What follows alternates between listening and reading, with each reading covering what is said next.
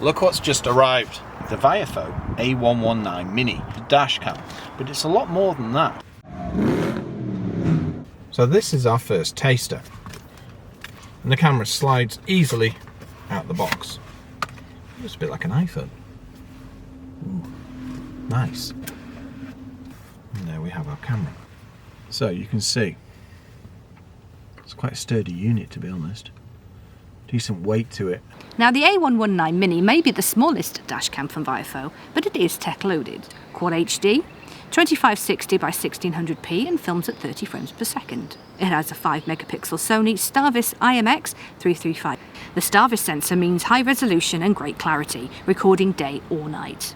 G sensor and motion detection, f1.6 aperture, a 7 elements glass lens, 1.5 inch HD LCD display, and a 140 degree viewing angle. It also has Wi-Fi, Bluetooth, and a GPS logger. It records your speed, time, and route data. It's also fitted with a microphone and speakers. You can also accessorize. Options include a hardwire kit, polarizing filter, and Bluetooth remote control, all of which we have and will demonstrate in this video. When combined with the HK4 hardwire kit, it gives the A119 Mini parking features including auto event detection, which records 45 seconds during parking to detect moving objects, low bitrate recording, which records continuously front and rear, but at a lower rate to reduce file size, and a time-lapse feature to record at a low frame rate of 1 to 10 frames per second. It's also capable of loop recording with emergency lock features in case of impact or collision. And yes, there is an app.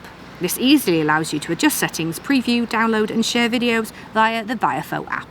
Now it looks the best solution for this is to be properly connected to the vehicle. In which case, it's probably a better application to fit to Dorothy. So we can remove the existing camera, put that in Valec, and then put the brand new system in the Merc. But at least you get a first look in the new Kia Niro. So yes, you can fit it to this type of vehicle, but the bottom line is, it's one of those things that you'll fit and then never touch again. And that way you can hide the wiring, behind all the trim, etc, etc. So we'll see you back in the Lake District. Now we're on the forecourt. We're going to look at installing the Viofo camera in Lady Dorothy, our C124. Brief bit of history. Daimler-Benz built when money just wasn't an object, with things like seat butlers and lots of other tech. But the one thing she hasn't got is a reliable camera. Now we do have one installed, but for some reason it's developed a line right across it. Before that it seemed to work alright, but I don't know. So the fact that Viofo sent us this, it's perfect. We've also got the dashcam hardwire kit, and this helps with things like voltage drops. It detects when your battery's going to start running low and then turns off, etc, etc. The best way to sort this is literally to hardwire it straight into your car. It's not the kind of thing that we could just stick in a press car for 7 days. It's all very clear, has all the instructions. Now obviously it's not made for a specific car, so when it comes to adding anything like this to a classic especially, you need to find where the holes are from the bulkhead so you can route things, well, nice and neatly. If you've got a basic knowledge, it's relatively easy to do this. Otherwise you can take it to a car audio place and they'll just sort it for you. Now what I'm going to do is put a different video together with the full install of the Mercedes. Now before you install anything like this, if there's something that's bright red, it's worth reading, and this literally says test it before you install it. Let's move on to the camera and actually mounting it in the car. Looking through it, you're like, ooh, there's no suction cup, so how does it mount to my windscreen? This is the camera, the GPS module, and this is the mount. One slid off, you can see clunky clicky bits, and some gold connectors. And then you literally just do this. So if you want to remove the camera but keep the mount in there, you're all good. Now, mounting it, use something like an ultraground wipe or, you know, some kind of automotive wipe type thing. Maybe even a Dettol wipe. I mean, these are excellent. They remove pretty much everything. And they're kind to your hands, and they're biodegradable. I'm going to wipe round where the other camera was. Remove any grime from your windscreen. And then make sure it's thoroughly dry. 3M. Make sure it's centered. Made that mistake with our M6 toll tag, didn't we? It was not ideal. And then pull away and ta-da. Elsie, don't try and mount it upside down. Give me strength. The fact that you can adjust where this points anyway, you're not completely scuppered. I like that kind of functionality. Otherwise you're going to have the thing pointing at the ceiling or the floor or whatever. You've got your USB-C there and There's the power. So take note when you mount it that it's not too close to the top of the windscreen, otherwise you might restrict some of the cable. Once it's mounted, you can either use your 12 volt here or you can have the hardwired system. What we'll use for the time being is the 12 volt system. Now Viofo have been clever about this and they've thought about the whole process. So you get USBs, perfect for modern cars, but when it comes to something like this, well, yeah, you're not going to find a USB for love nor money. So you have your 12 volt. Now what does the Bluetooth remote control do?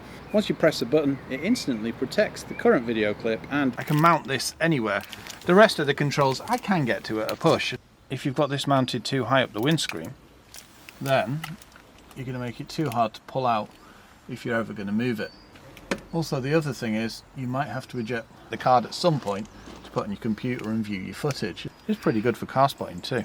So I'm going to remove this here. Where is it? Done. Sticky bit. I'll do actually. And you can still angle your camera. You could mount it lower down, but then you've got to be careful that it doesn't actually obscure any of your view. So best bet's to think that through before you mount it.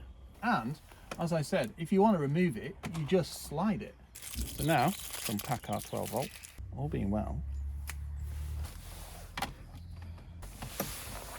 make sure we're in park. And we hear it burst into life. Recording started. Right, I may as well whack the lens on. Now, it's probably a better solution to do this before you put it on. Ah, clever. Slides along it from the back. When you put the polarizing filter on, far more clarity, hasn't it? Yeah. I suppose this is the solution you'd use if you wanted a temporary wiring system.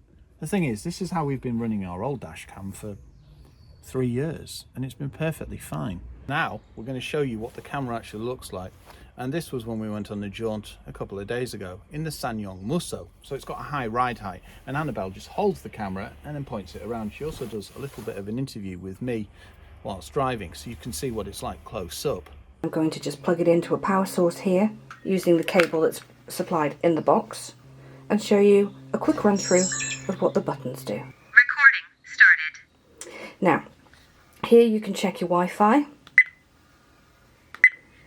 And on here you have an option to turn the mic on and off. I'll just demonstrate that. Voice recording disabled.